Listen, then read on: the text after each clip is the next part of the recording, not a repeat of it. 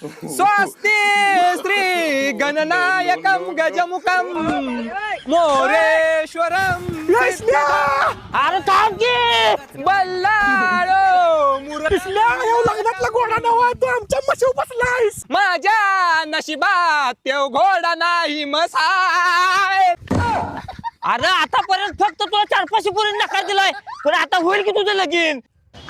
गंगा सिंधू सरस्वती माझे तुझे लगीन एक पोरगा एक पोरगी बा. अरे ते कुत्रा आहे. शुभ मंगल सावधान.